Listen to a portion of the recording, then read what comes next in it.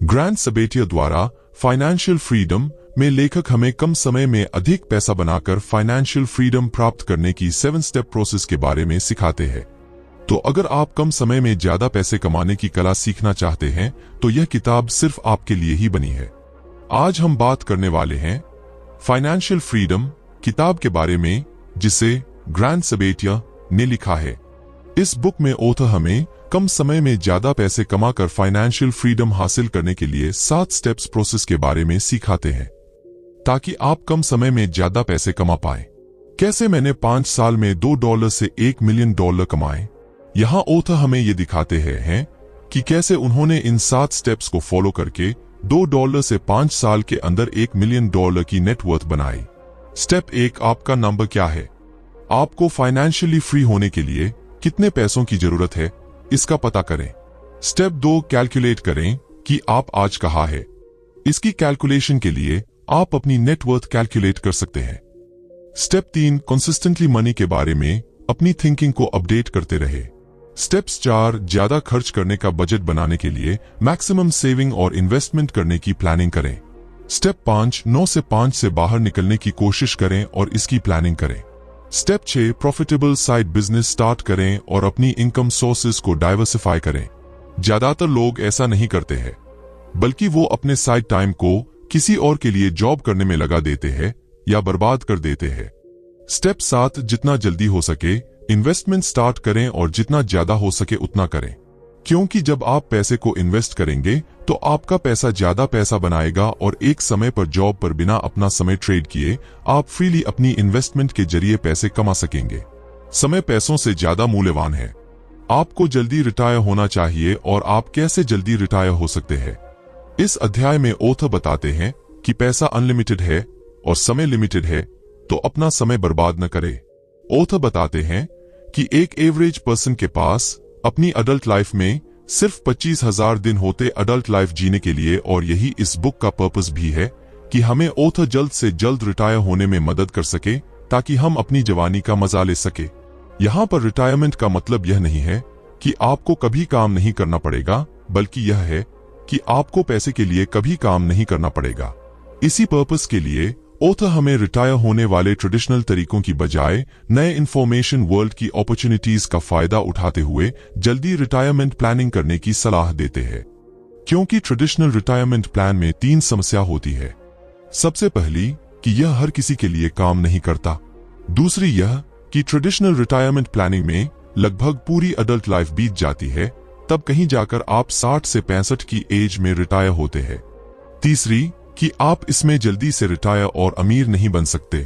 तो इसलिए ऑथर हमें इसकी जगह अपडेटेड इंफॉर्मेशन वर्ल्ड में जो तरीके काम करते हैं उन्हें अपनाने की सलाह देते हैं, जिन्हें यूज करके लोग हाई स्कूल में या 20 से 25 साल की एज में फाइनेंशियली फ्री बन रहे हैं।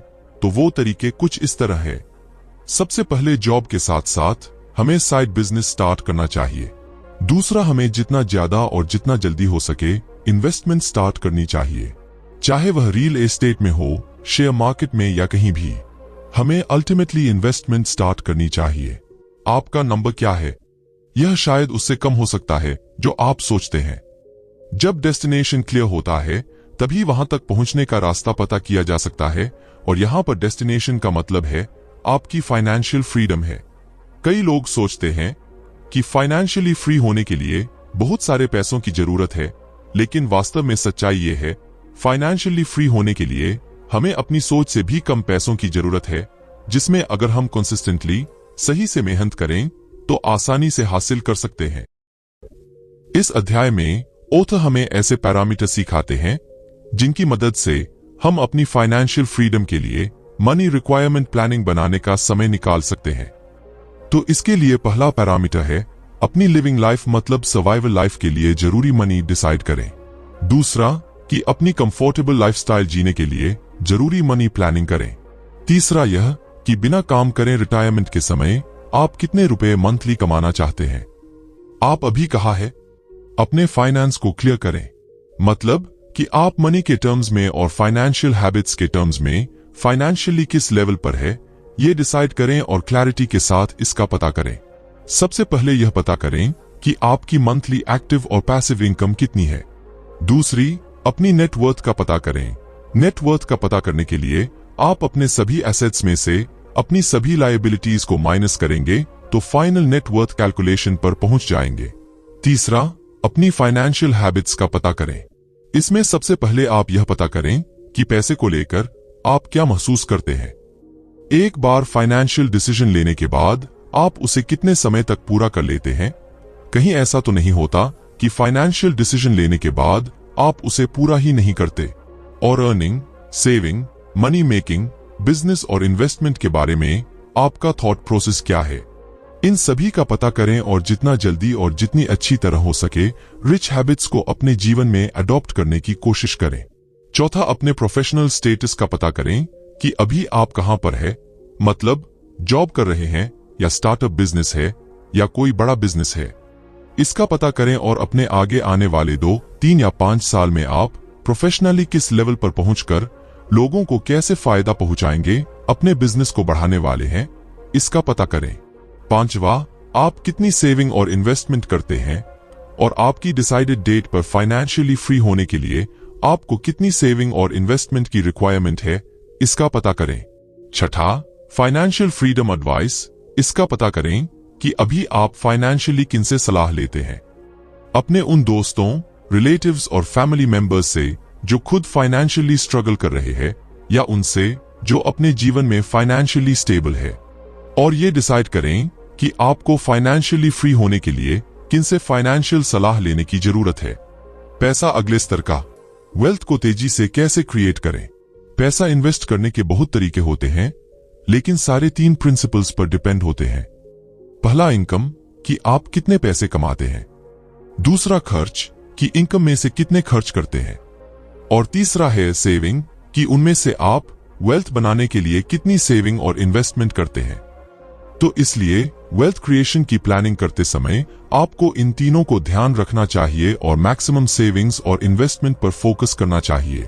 आइए एक एक करके जल्दी से वेल्थ क्रिएशन के तरीकों को डिस्कस करते हैं। पहला है एंटरप्राइज माइंड डेवलप करें, मतलब अपने हर घंटे और हर मिनट की अर्निंग को कैलकुलेट करें और उसके अकॉर्डिंग प्लान करें कि आप कितने पैसे कमाना चाहते हैं और उसके लिए आपको हर घंटे कितने पैसे कमाने की जरूरत है। दूसरा है अपनी 9 से 5 नौकरी का ऑप्टिमाइज करें। इसका मतलब कि आप अपनी जॉब को देखें, आप कितनी अर्निंग कर रहे हैं और अपना कितना समय दे रहे हैं। हमेशा याद रखें, क्योंकि समय सीमित है इसलिए जॉब पर आप सीमित पैसे ही कमा सकते हैं और इसलिए अगर आप ज्यादा पैसे कमाना चाहते हैं तो जॉब के साथ साथ एक साइड बिजनेस शुरू करना बहुत जरूरी है। तीसरा, अपना साइड बिजनेस शुरू करें। अपनी इनकम सोर्सेज को डाइवर्सिफाई, यानी अलग अलग जगह से कमाने के लिए जॉब के साथ साथ एक साइड बिजनेस शुरू करें। चौथा, अपने साइड बिजनेस को पैसिव इनकम में बदले। इसके लिए आप साइड बिजनेस को साइड बाय साइड बढ़ाते रहे और अपना बिजनेस करने के लिए लोगों को हायर करें ताकि इससे उन्हें भी एम्प्लॉयमेंट मिले और आपका बिजनेस आपके बिना चलने से आप जॉब के साथ पैसिव इनकम भी कमाएं। पांचवा तरीका है इन्वेस्टमेंट करें, जितना जल्दी और जितना ज्यादा हो सके। फाइनेंशियल एजुकेशन, इन्वेस्टमेंट एजुकेशन को हासिल करके और शेयर मार्केट, रियल एस्टेट और जितने भी इन्वेस्टमेंट के तरीके आपने सीखे हैं उसमें इन्वेस्ट करें ताकि अपनी डिसाइडेड डेट से पहले आप उन इन्वेस्ट किए हुए पैसे से पैसिव इनकम कमाते हुए आप फाइनेंशियली फ्री हो सके। क्या यह इसके लायक है?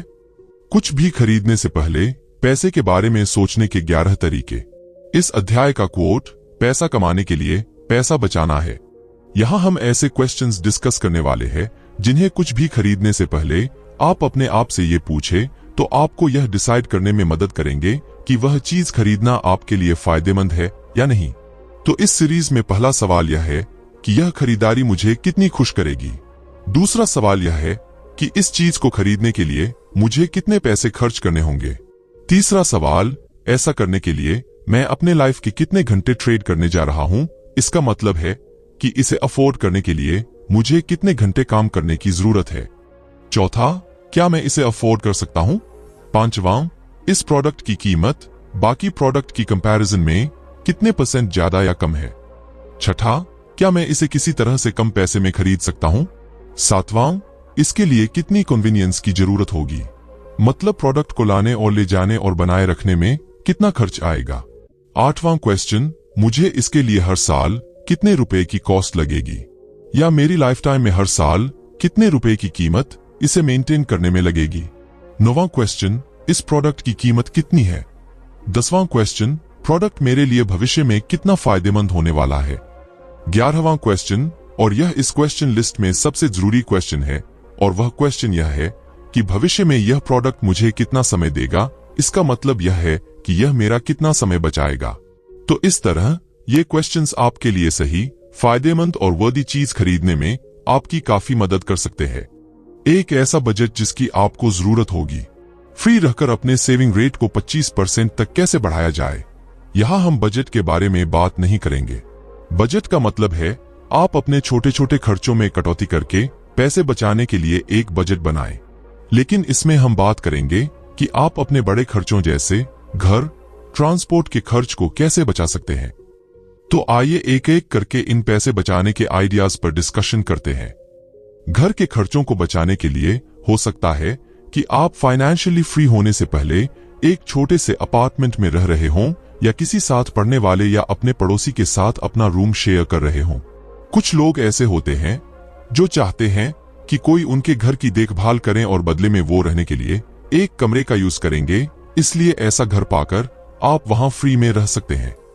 रहने के खर्च को कम करने के लिए आप एक 2 या 3 बेडरूम का अपार्टमेंट किराए पर ले सकते हैं और उनमें से सिर्फ एक में रह सकते हैं, बाकी 2 आप किसी और को किराए पर दे सकते हैं।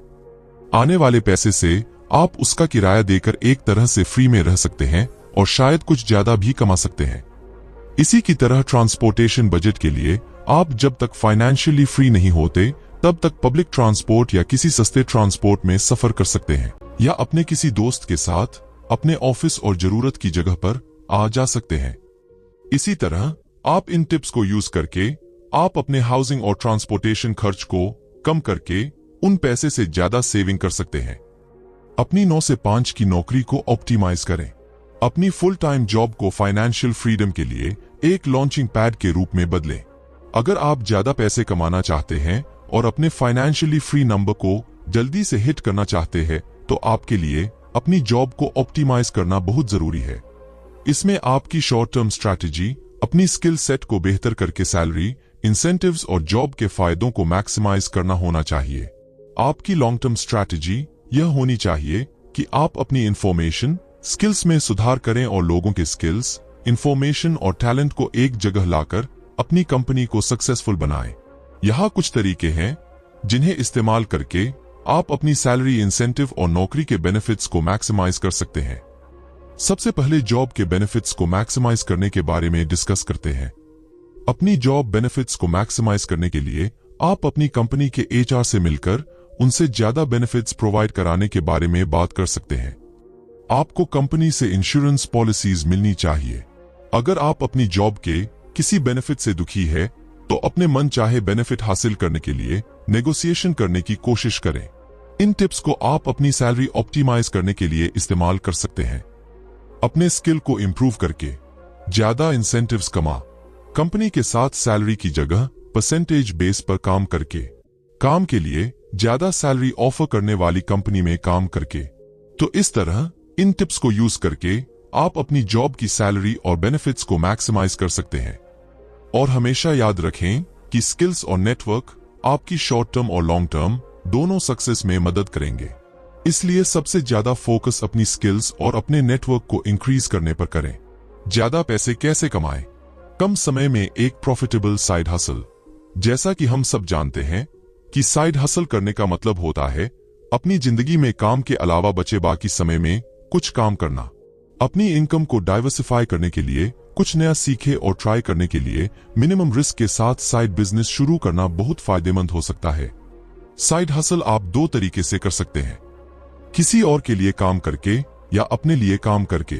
अगर आप अपने लिए काम करते हैं तो आप काफी सीखेंगे और आपको काफी खुशी महसूस होगी। लेकिन अगर आप किसी और के लिए काम करेंगे तो सिर्फ आपको पेमेंट मिलेगी जैसे जॉब में मिली है। ऐसे में आगे बिजनेस और इन्वेस्टमेंट के लिए काम करने के लिए समय न मिल पाने की वजह से शायद फाइनेंशियली फ्री होने के रास्ते आपके लिए मुश्किल हो जाएंगे। इसलिए साइड हसल में आपको सबसे पहले बिजनेस करने को प्रायोरिटी देनी चाहिए। साइड बिजनेस या साइड वर्क करने के लिए आप इन स्टेप्स को अपनाकर काफी आसानी से अच्छा फैसला ले सकते हैं। सबसे पहले अपने पैशन को ढूंढें और उसके लिए लोगों को फायदा पहुंचाने के लिए अपना स्किल्स डेवलप करने के लिए साथ साथ कोई काम शुरू करें। दूसरा, काम शुरू करने के बाद उसको एक मनी अर्निंग प्लेटफॉर्म में कन्वर्ट करें, और इसके लिए आप इन टिप्स की मदद ले सकते हैं ताकि आप अच्छी पेमेंट मार्केट से डिमांड कर सके। सबसे पहले अपने कस्टमर्स को कॉम्पिटिटर्स से अच्छी सर्विस और बेनिफिट्स देने के लिए अपनी स्किल्स को बेहतर बनाएं। फिर उतना ही थोड़ा कम चार्ज करें जितना कॉम्पिटिटर्स चार्ज कर रहे हैं। क्वालिटी वर्क के जरिए मार्केट में अपनी एक वैल्यू और रेप्यूटेशन बनाएं। बिजनेस बिल्डिंग के बारे में सीखकर अपने बिजनेस को step by step scale up करते चले जाएं। 7 कदम तेजी से निवेश इन्वेस्ट करने के लिए अपने पैसे कमाने में तेजी लाएं। ये 7 स्ट्रैटेजीज इन 5 कॉन्सेप्ट्स पर बेस्ड हैं, इसलिए इन्हें जरूरत के अकॉर्डिंग पढ़ा और यूज किया जाना चाहिए। पहला कॉन्सेप्ट है अपने रिस्क को मिनिमाइज करें। दूसरा है फीस को मिनिमाइज करें। तीसरा, अपने कंट्रीब्यूशन में टैक्स को कम से कम करें। चौथा है अपने रिटर्न्स को मैक्सिमाइज करें। पांचवा है अपने विड्रॉल टैक्सेस को कम करें। और हमेशा से मन में रखना कि जिसकी आपको समझ न हो वहां इन्वेस्ट न करें। आइए एक एक करके 7 स्ट्रैटेजीज पर डिस्कस करते हैं। पहला स्टेप है अपने शॉर्ट टर्म और लॉन्ग टर्म इन्वेस्टमेंट को अलग अलग करें। मतलब जितने आप शॉर्ट टर्म इन्वेस्टमेंट से पैसा कमाना चाहते हैं उन्हें अलग रखें, और लॉन्ग टर्म में जिन इन्वेस्टमेंट से कमाना चाहते हैं उन्हें अलग तरीके से प्लान करें। पता करें कि आपको कितना इन्वेस्ट करना ही करना है। जैसा कि हम सभी जानते हैं कि जितनी ज्यादा हम सेविंग्स करेंगे उतना ही ज्यादा हम इन्वेस्ट करेंगे, और जितना हम इन्वेस्ट करेंगे उतना ज्यादा हम अपने फाइनेंशियल फ्रीडम के गोल को हासिल कर सकते हैं। इसलिए इसका एक प्लान बनाएं कि कितना पैसा लगातार आप सेव और इन्वेस्ट करने वाले हैं। टारगेट एसेट एलोकेशन को डिसाइड करें। मतलब आप अपनी इन्वेस्टमेंट इनकम में से कितने % इनकम को किस जगह, मतलब stock, bonds, real estate, business आदि में इन्वेस्ट करने वाले हैं, इसकी प्लानिंग करें। अपना इन्वेस्टमेंट इवैल्यूएट करें। मतलब डिफरेंट सेक्टर्स में इन्वेस्ट करने के लिए लगने वाली फीस को सही से इवैल्यूएट करने की कोशिश करें ताकि मिनिमम फीस को भरना पड़े। सही इन्वेस्टमेंट को चुनें। इन्वेस्टमेंट करते समय 2 बातों का ध्यान रखें। सबसे पहले आपकी मनी सिक्योर रहे, और दूसरा आपके टारगेट डेट तक इतने पैसे बढ़ाने की संभावना ज्यादा हो जितने आप चाहते हैं। अपने टैक्स एडवांटेज अकाउंट को मैक्सिमाइज करें।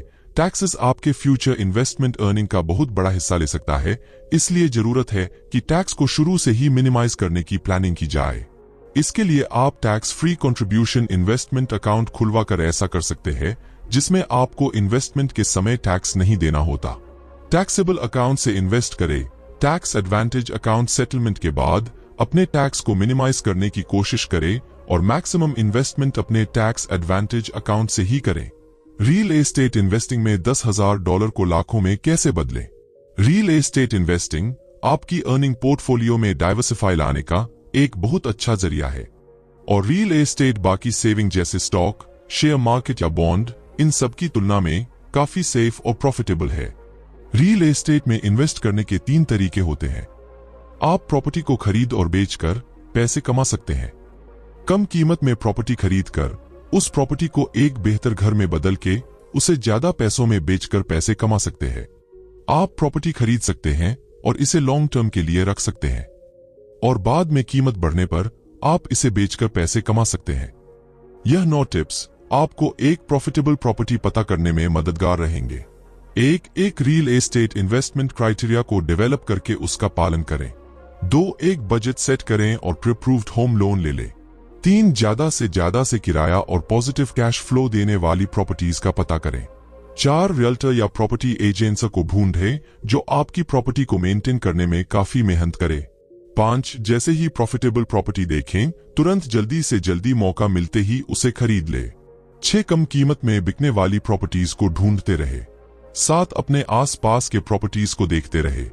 8 एक्सपीरियंस प्रॉपर्टी होम मैनेजर का पता लगाए। 9 जब जरूरत हो तो प्रॉपर्टी सेल्स के लिए तैयार रहें। अपनी बाकी की जिंदगी के लिए निवेश इन्वेस्टमेंट करने से कैसे दूर रहें?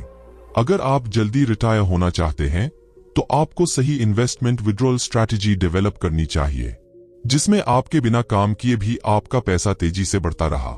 अपनी रिटायरमेंट के बाद टैक्स को बचाते हुए लगातार कमाई करने के लिए इन टिप्स को फॉलो करें। जितना ज्यादा हो सकता है अपनी इन्वेस्टमेंट से दूर रहे और हमेशा इसे पैसिवली बिल्ड करते रहे। टैक्स सेविंग्स के लिए मैक्सिमम कोशिश करें। मैक्सिमम टैक्स एडवांटेज अकाउंट से मनी विथड्रॉ करें। आप एडवांटेज विथड्रॉ स्ट्रैटेजी का भी इस्तेमाल कर सकते हैं।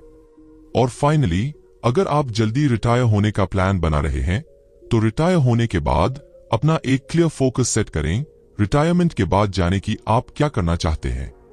उदाहरण के लिए, आप किसी स्पेसिफिक पैशनेट प्रोजेक्ट पर काम करना चाहते हैं, जैसे दुनिया घूमना चाहते हैं या इसी तरह कुछ और रिटायरमेंट के बाद सबसे पहले अपना पैशनेट काम कुछ महीने या साल के लिए करें, ताकि आप जल्दी रिटायरमेंट को महसूस कर सकते जो दुनिया के कुछ % लोगों को ही मिलती है।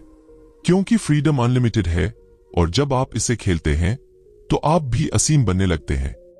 चलिए, इसको खत्म करने से पहले हम सभी चैप्टर्स की शॉर्ट लर्निंग के बारे में पॉइंट टू पॉइंट रिव्यू कर लेते हैं, ताकि उन्हें याद रखने और इम्प्लीमेंटेशन करने में आसानी हो। पहले अध्याय में हमने फाइनेंशियल टारगेट सेटिंग के बारे में सीखा। 2 अध्याय के हिसाब से आपको जल्दी से जल्दी अपना अर्ली रिटायरमेंट प्लान बनाना चाहिए। तीसरे अध्याय के हिसाब से आपको एक्यूरेट मनी नंबर लिखना चाहिए कि फाइनेंशियली फ्री होने के लिए आपको कितना पैसा चाहिए। 4th अध्याय के हिसाब से आपको अपने फाइनेंशियल स्टेटस की क्लियरली नॉलेज होनी चाहिए कि अभी आपकी कितनी इनकम है, कितनी सेविंग है, कितना इन्वेस्टमेंट आप कर रहे हैं और कितना खर्च। अध्याय 5 में ऑथर बताते हैं कि हमें जॉब के साथ साथ एक साइड हसल शुरू करना चाहिए। अध्याय 6 के हिसाब से हमें कुछ भी खरीदने से पहले अपने आप से 11 फाइनेंशियल सवाल पूछने चाहिए। अध्याय 7 के हिसाब से आपको अपने बड़े खर्चे को कम करना चाहिए। अध्याय 8 के हिसाब से अपने करंट जॉब की सैलरी और बेनिफिट्स को मैक्सिमाइज करना चाहिए। 9वां अध्याय के हिसाब से अपना साइड बिजनेस शुरू करना चाहिए। अध्याय 10 के हिसाब से हमें फास्ट फाइनेंशियल ट्रैक पर चलना चाहिए। 11वां अध्याय में हमने सीखा कि हमें रियल एस्टेट में भी इन्वेस्टमेंट करना चाहिए। अध्याय 12 के हिसाब से हमें जल्दी रिटायरमेंट से बाहर निकलने प्लानिंग करनी चाहिए। दोस्तों, आपको ये बुक कैसी लगी और आप कौन सी बुक सुनना चाहेंगे, हमें कमेंट में जरूर बताएं।